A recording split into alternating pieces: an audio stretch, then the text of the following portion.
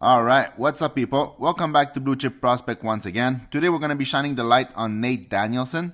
Last week I asked which one of Danielson, Dragicevic, or Michkov you guys wanted to see, and I got only one vote, and it was for Danielson. So this time I'll ask right here at the beginning rather than at the end of the video, so maybe you can get more than one vote. So if you're interested, let me know down in the comments who you would rather see in the next scouting report between Michkov, Dragicevic, or Brayden Yager. So as always, we'll be diving into his stats, applying filters to compare him with standout players from previous seasons. We're also going to grade his various skills, analyze some game clips, and of course, provide you with an NHL player comparison. So without further ado, let's get this started. Alright, so first thing first, Nate Danielson is a right shooting center who projects to stay and play as a center in the NHL. He was selected 5th overall in the WHL Draft in 2019. He stands at 6'1", weighs in at 185 pounds. He was born in September 2004, which puts him on the older side of the draft. Taking a look at the ranking from different services, we can see that it's a little all over the place. Some writers and services like Corey Pronman from The Athletic and McKeen's Hockey have him ranked really high at 5th overall and 8th overall respectively. And other services like Dobber Prospect and Elite Prospect ranks him at 26th and 33rd respectively. In my opinion, top 10 is very rich for Danielson, but somewhere in the middle, maybe between 20 and 25, feels like a fair ranking for him. If we look at his production for the season, he had 33 goals, 45 assists for a total of 78 points in 68 games, which gives him a production of 1.15 points per game. It's first on the Brandon Wheat Kings, but it's not fantastic in my opinion. However, he's top 20 in the WHL in shot generation with 244 shots and has a very respectable face-off percentage of 52.6 over 1,200 face-offs. Also, one of my main issues with his production is the very limited progression he had from his draft -1 to his actual draft year.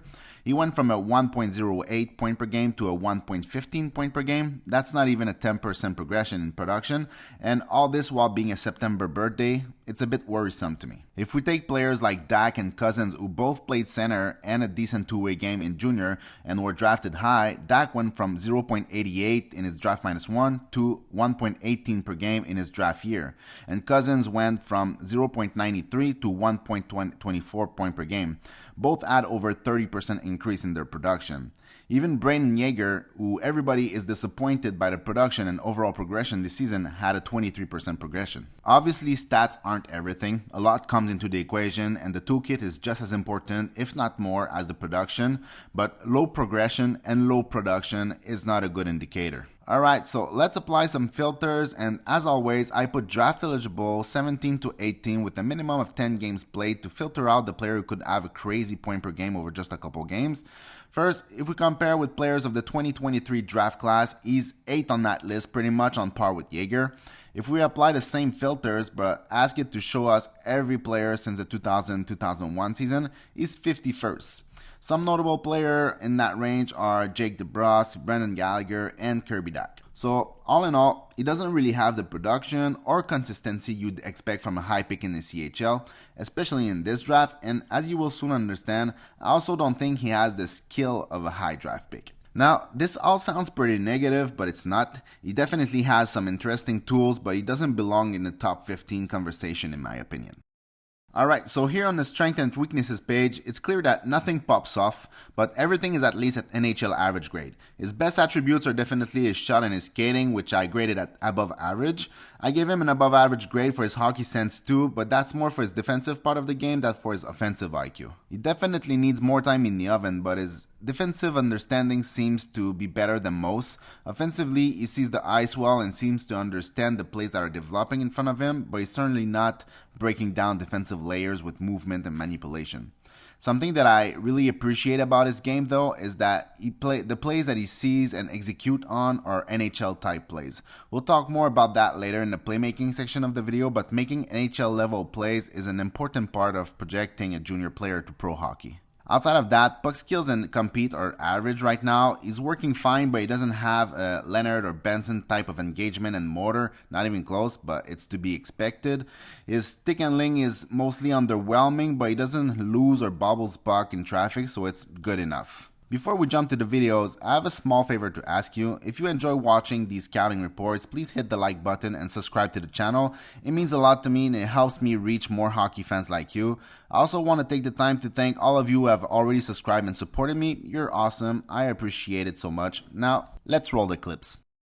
Alright, so let's take a look at Danielson's skating here. I gave it an above average grade because his size to skating ratio is really good. I think he's a better skater than most 6 foot, 6'1" plus skater in junior. He's fast, but he's not blazing fast. He can accelerate quickly and get up to speed pretty quick. He has what I would call small area explosiveness, meaning that 1 second he's covered and the next he isn't. He explodes off his skate and to create small gaps in coverage with his skating. Agility isn't what I would call a strength in his case, and he's certainly not an east-west type of player, but he has good enough edges.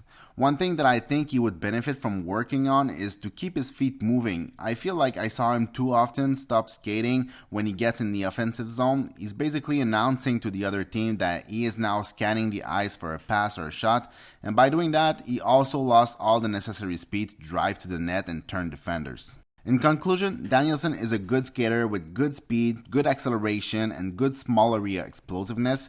He needs to work on keeping the momentum and some agility work, but overall at 6'1", his skating will definitely be an asset and will have some transition value if he includes his teammates a little more. Alright, so Danielson's stick handling and overall puck skills are good but not flashy. And just to confuse you guys a little bit, I'm gonna drop this goal right here, right now, at the beginning of this segment. From him, Polshakov re-enters, he drops it back to Danielson. Danielson, does he have room to shoot? Oh, what a move! Danielson in! He scores!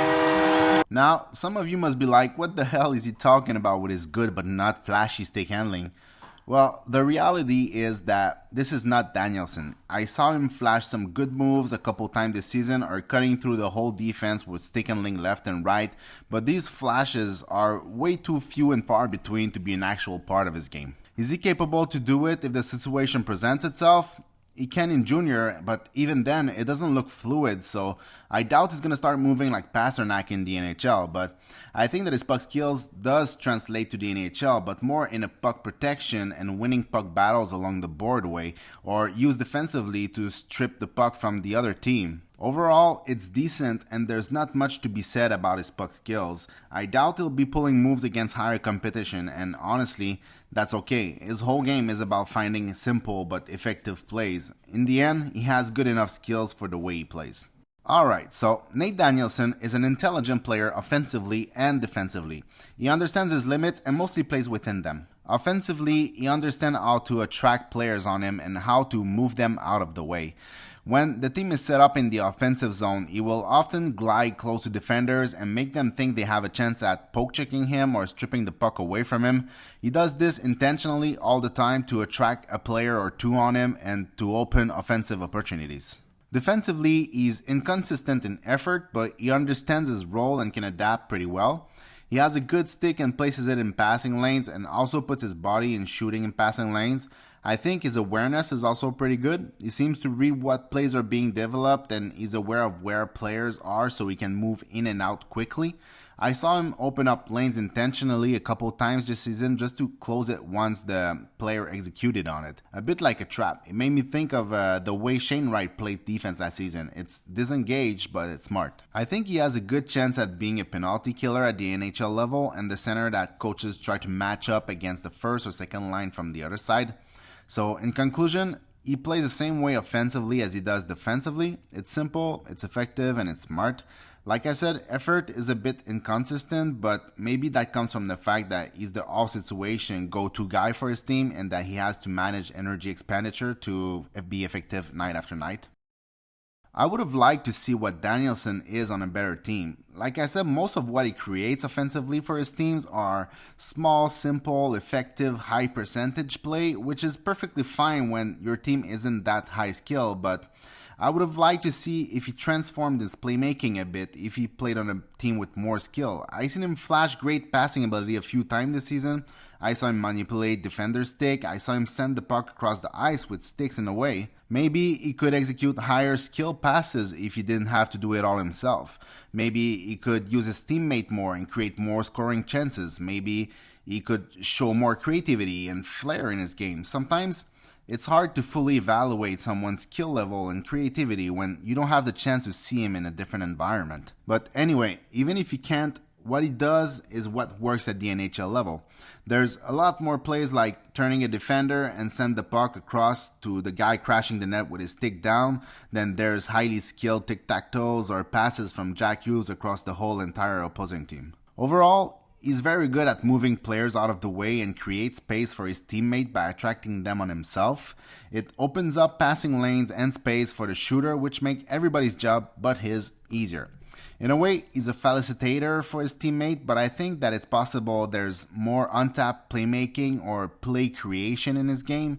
He has the tools and brain for more, but at the same time, he's also a guy who missed the 2022 draft by a couple of weeks, so only the hockey gods knows what he has in store for us. Alright, last but not least, the shooting is one of his best attributes. It doesn't have one dimension that is better than everything else, he just have a really well balanced shot. He has a quick release and a hard shot that can beat goalies from anywhere on the ice. He can use different type of shot depending on the situation, such as a wrist shot, a snap shot, a slap shot, a backhand shot. He can also shoot while skating at top speed and changing direction, making him really hard to defend. Danielson is sometimes a volume shooter and sometimes a selective shooter. He most of the time doesn't settle for low danger chances and instead will wait for the best chance to score. He uses his hockey stance the same way as a shooter as he does as a playmaker. He reads the play well, finds open space, and anticipates where the puck will go. He also moves defenders with his own positioning, creating shooting lanes for himself. He's really good at finding pocket of soft ice to receive the puck and shoot it from, and is also really good at jumping in and out of coverage. He has this ability to be forgotten on the ice, just like a lot of good goal scorer does. His shooting ability isn't flawless though. He sometimes struggles to hit the net or generate enough power on his shot. He also tends to shoot high or wide when under pressure or when he has little time or space to shoot. I think he could improve his accuracy and consistency by working on his mechanics and shot selection. But overall, he's a good shooter and he's definitely a threat with the puck on his stick if there's a little space and time for him. He still needs to work to make it more compact and consistent, but the base is there for him to score at the NHL level. Alright, so in conclusion to all this, I think Danielson is the type of player you draft because you need to hit and you need to infuse some youth into your roster. He has the size and the brain and the skating and the skills to play in the NHL, but the upside might be a little limited and some of it might be unknown. I think he's one of those players that's almost a sure shot to play, and I think that because he's a center and have all these attributes, he will be picked much higher than in the 20s where I think he belongs, but in the end, we'll see. To me, he screams middle six center with hard matchup that plays on the PK and contributes offensively. In his prime or when he reaches his prime at 25, 26, 27, I can see him have a much bigger impact and develop into a Eriksson Ek type of player. And just like him, I think it might take some time for him to trust his offensive tools and might rely on his defense while he grows in confidence and find his game in the NHL. So with all that said, guys, that is it for Nate Danielson's scouting report. I hope you enjoyed. If you did, please take a second to like the video and subscribe to the channel. Thanks for watching. See you in the next one. Peace. Is able to get it in. The defenseman from the left point floats it. Ryland hard on the forecheck. Ryland Orsma backhand pass. Danielson scores. Oh, what a pass by Ryland Orsma in his 100th career game. He feeds Nate. He'll move in short-handed with a shot. The save made, and they score! On the rebound, Nate Danielson lifts it over a sprawling Menigan, and a short-handed goal puts the Wheat Kings back in front, 2-1.